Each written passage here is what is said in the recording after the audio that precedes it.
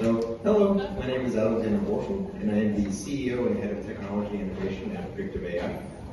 And we've developed image enhancement and analysis capabilities that have been unparalleled until now. The problem has been that when you have this kind of artifact, whether it's from the ground or to the air, it can dramatically impact what sort of decisions you make and what information you're seeing. Traditionally, the solution has been created through massive hardware solutions, such as gyros and stabilizers that need to be bigger and bigger to tackle this problem, even when it remains. And as you make these bigger, you need more fuel, and thus more storage, creating a larger and larger profile to tackle this problem. And unfortunately, it's still present.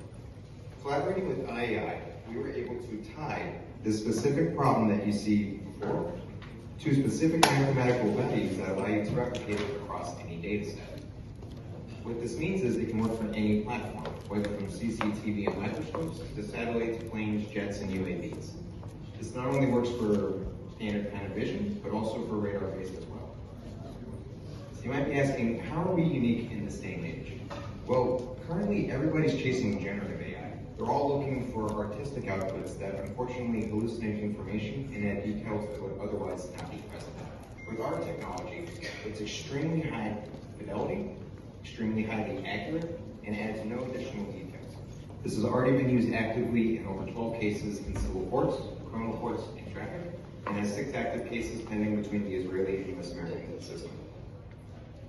But as we were able to find that we were able to tie this problem to a specific mathematical value, we realized that the AI can not only help with it, but completely solve it. This is a fundamental difference acting like glasses for your computer, meaning that any kind of artifact that you would otherwise have in standard images and video is eliminated.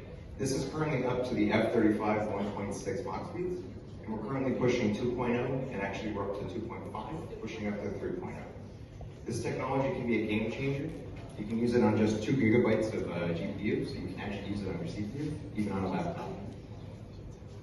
It also works not just for photos, but also for videos. This is a live demonstration from information sent to us by IAI, but I don't want you to get trapped into thinking it only descends. This is for any direction. It was originally designed for forensic end use, and because of that, it's very agnostic for any kind of platform. It doesn't matter what direction it's approaching it from, it will clean up that artifact. But as we demonstrated this in the POCs for IAI, they noticed that there's additional capabilities within our system that are quite remarkable. In this case, we do upscaling, which currently goes far beyond current market capability. You can think of upscaling as a very highly precise way of making the image or video bigger, but in the current market capability, they can only do this times 4 because of how mathematically expensive it is for the GPUs, especially with generative AI.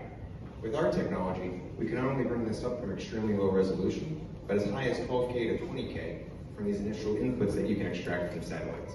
And of course, we can treat the entire image. And just to note, I want you guys to take a look at the detail restoration.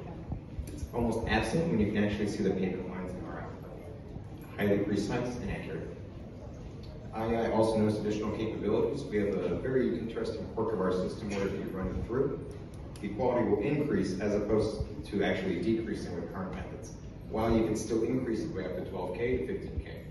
Just the other day, I was running an image through that should have been 500 megabytes and was actually only 3 megabytes once it exited our system, meaning it's a very powerful complementary solution for data processing pipelines. Additionally, we offer other models for very specific solutions, such as denoising. When you send the signal, it can be often disturbed by how many parameters or layers are embedded in it, meaning you're going to lose that information.